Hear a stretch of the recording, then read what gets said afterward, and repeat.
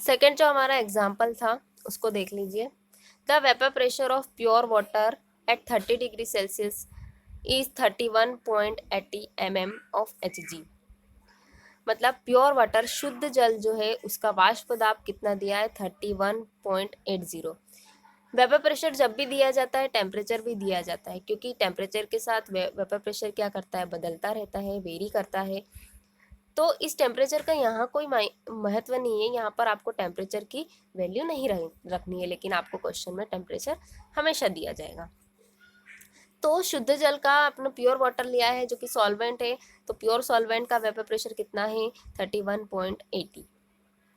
How many gram of urea should be dissolved in 1000 gram of water to lower the vapour pressure by 0.25 mm of Hg। इसमें यह पूछा गया है कि आप यूरिया की कितनी क्वांटिटी वाटर के 1000 ग्राम मतलब कि 1 किलोग्राम में मिक्स करेंगे कि वेपर प्रेशर में कितने का अंतर आ जाए, 0.25 का अंतर आ जाए। अब देखो बेटा, यहाँ पर डायरेक्ट क्या दे दिया है, अंतर दे दिया है। जैसे आप इस फॉर्मूले में क्या करते हैं, P0 माइनस पी ए करते हैं, मतलब विलायक के वाष्पदाब में से विलयन का वाष्पदाब माइनस कर देते हैं, तो ये डिफरेंस आ जाता है। लेकिन यहाँ पर आपको अलग अलग वैल्यू पुट करके माइनस करने की जरूरत नहीं है, आपको डायरेक्ट क्या दे दिया है, डिफरेंस दे दिया है। मतलब इस पूरे की वैल्यू दे दी गई है 0.25, तो आपको माइनस करने की जरूरत नहीं, कंफ्यूज होने की जरूरत नहीं है। यहाँ पर आपको क्या रखना है 0.25। तो यहाँ पर अब मोलर मास नहीं पूछा गया है, मोलर मास तो दे दिया है, यूरिया का 60 होता है मोलर मास। आपको पूछा गया है WB का वैल्यू, आपको MB का वैल्यू दे दिया, अब WB का वैल्यू, तो कोई बात नहीं, हम इस फॉर्मूले से WB भी कैलकुलेट कर सकते हैं। देखिए P0 है यानी कि शुद्ध जो आपका विलायक था, प्योर सॉल्वेंट था, उसका वाष्पदाब या वेपर प्रेशर कितना है 31.80, और P0 माइनस पी जो डिफरेंस है वो कितना दे दिया है 0.25।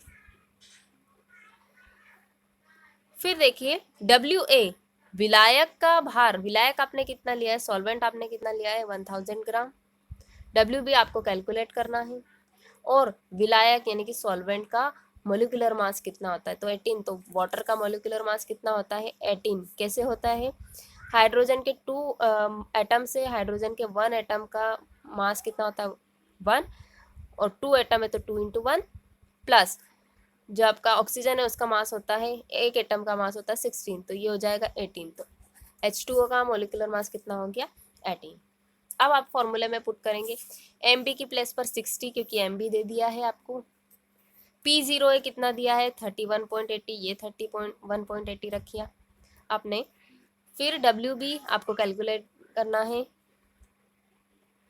MA 18 रख दिया, molecular mass of solvent, upon P0 minus से पूरा डिफरेंस आपको रख दिया है कितना 0.25, ये आपने 0.25 रख दिया, इनटू WA दिया गया भार किसका, विलायक का, given weight of solvent 1000 gram.